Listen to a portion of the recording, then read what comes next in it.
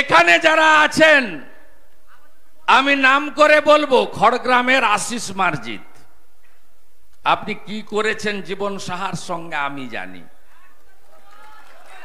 ওই যে পুকুরে মোবাইল ফেলেছিল একজন, প্রাচীর ধরে ঝুলছিল, প্রাচীরে ঝোলা এমএলএ জীবন কৃষ্ণ, যিনি এখন জেলে আছেন আপাতত। তারপরে আরেকটা তো নবগ্রামের কানাই বাবু, তিনি বলেছিলেন আমার মান কেড়ে নিয়েছেন বিরোধী দলনেতা, আমি মানহানি করব। কোথায় ভোকারটা? আমি তো অপেক্ষায় ছিলাম, নোটিশ কবে পাঠাবেন। এই যে জীবন শাহ চাকরিগুলো বেচেছে, আশিস মার্জিত আর কানাই মণ্ডল তার এজেন্ট হিসেবে কাজ করেছে। রঘুনাথগঞ্জের যে হাফ মন্ত্রী, এনামুলের গরু পাচারের কেসে দুবার সিবিআই অফিস নিজাম প্যালেস থেকে ঘুরে এসেছে। শামশেরগঞ্জের এমএলএ, তিনিও ঘুরে এসেছেন। জঙ্গিপুরের প্রাক্তন মন্ত্রী এমএলএ, তিনিও লুকিয়ে লুকিয়ে দিল্লি এবং কলকাতার অনেক অফিস থেকে ঘুরে এসেছেন। বাকি কেউ নেই। সুতির এমএলএও তাই।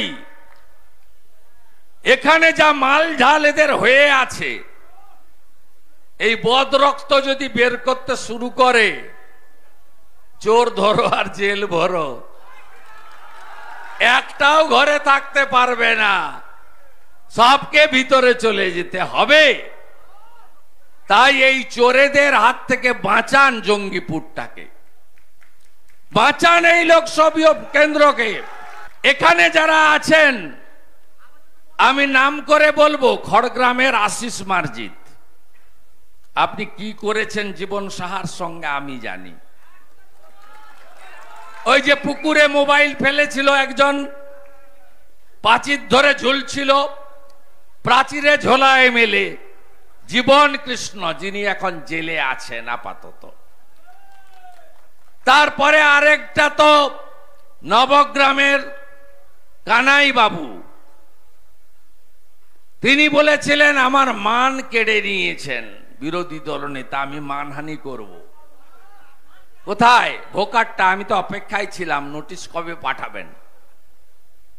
এই যে জীবন শাহ চাকরিগুলো বেচেছে, আশিস মার্জিত আর কানাই মণ্ডল তার এজেন্ট হিসেবে কাজ করেছে। রঘুনাথগঞ্জের যে হাফ মন্ত্রী, এনামুলের গরু পাচারের কেসে দুবার সিবিআই অফিস নিজাম প্যালেস থেকে ঘুরে এসেছে। শামশেরগঞ্জের এমএলএ, তিনিও ঘুরে এসেছেন। জঙ্গিপুরের প্রাক্তন মন্ত্রী এমএলএ, তিনিও লুকিয়ে লুকিয়ে দিল্লি এবং কলকাতার অনেক অফিস থেকে ঘুরে এসেছেন। বাকি কেউ নেই। সুতির এমএলএও তাই। এখানে যা মাল ঝাল এদের হয়ে আছে, এই বদ রক্ত যদি বের করতে শুরু করে, চোর ধরো আর জেল ভরো,